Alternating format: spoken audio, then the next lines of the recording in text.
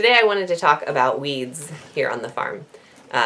We have to deal with weeds just like any other farm does, and so we try to manage them as efficiently as we can, both by manual labor but also by physical barriers. And so that's what we're going to talk about today is weed mat, is what we call it. You could also find it, lots of people call it landscape fabric, weed barrier, landscape mat.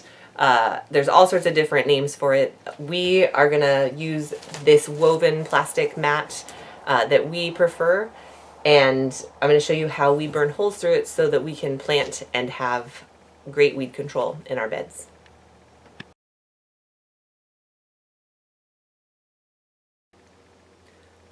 So over the years, we've utilized quite a few different methods to make this functional for our farm. When we very first started, we used a propane torch, just like this one. In fact, this one exactly, that just screws onto the top of a standard propane canister, and you light it up, and you just you can burn the holes that way. You can do it freehand. We used a template, which you can find. You can find pre-made templates. You can make your own template.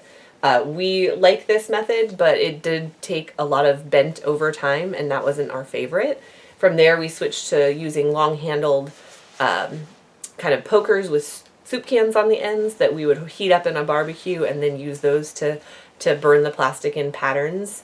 And as we kind of have ramped up production and needed to make more and more weed mat in order to fill our annual fields, we used a propane tank with a weed burner attachment, and we're able to utilize that to make larger, make it more efficient for us to make larger patches of weed barrier.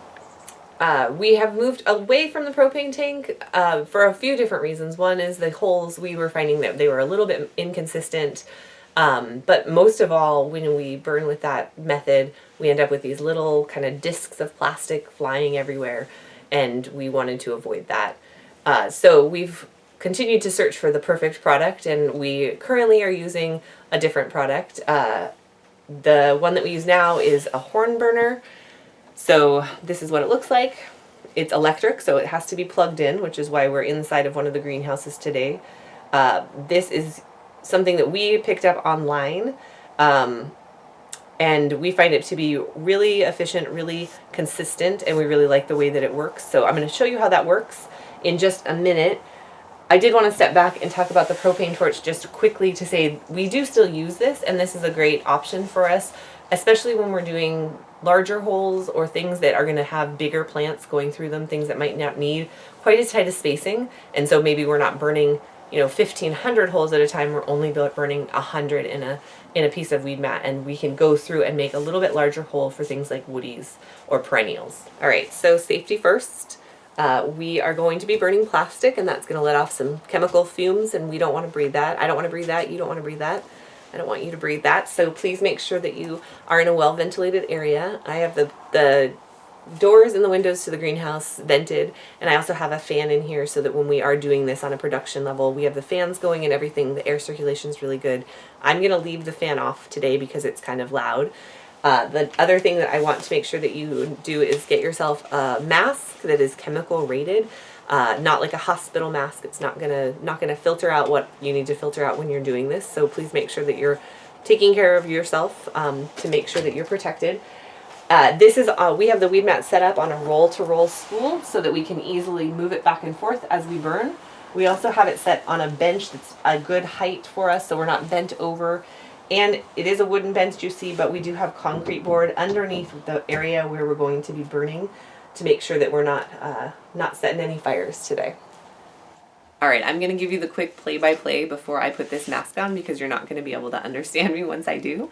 So this iron gets very hot. It is meant to cauterize horns, so it doesn't take very long sitting on the plastic for it to go through. So what I'm going to do is grab it, and I'm going to show you how I do that. Another real quick note is that you'll notice that on this weed mat there are lines. This is a 3-foot weed mat. We are burning this for Lysianthus, so it's pretty tight spacing.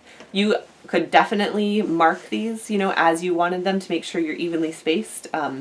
We've done this a lot, and so I have a pretty good freehand idea of where I want the spacing, but I do use these green lines to guide me so that I know exactly how many spots I have to burn.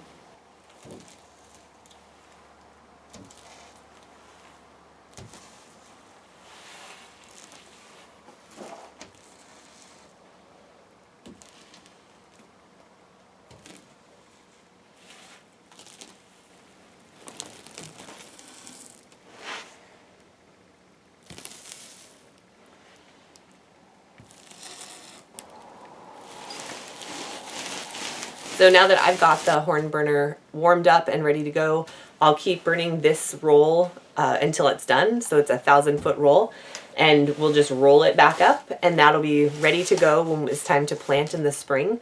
We'll be able to take these rolls down pre-burned and just lay them out on top of our beds and cut them off at the length that we want, and then plant right through them. So it takes a little bit of the hustle and the panic out of the moment when we're in the middle of planting season and we have all of these prepped and ready to go.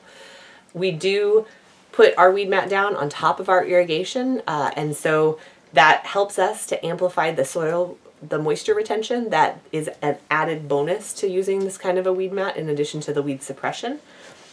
So that is how we make our annual beds a little less of a weed issue for us. A couple of other notes: that ventilator mask that I was wearing, we bought it just at our local hardware store. Just please do make sure that you're getting a chemical rated one so that you're making sure your lungs are staying safe. The horn burner or horn cauterizer we bought at an online veterinary supply site, so I will put a link to that underneath this video so that you can find one and have your very own to do this kind of fun project with. In the meantime, we're going to get back to burning weed barriers so we're all ready for the crops when they're ready to go in the spring, and we will see you then. Thanks for swinging by the farm.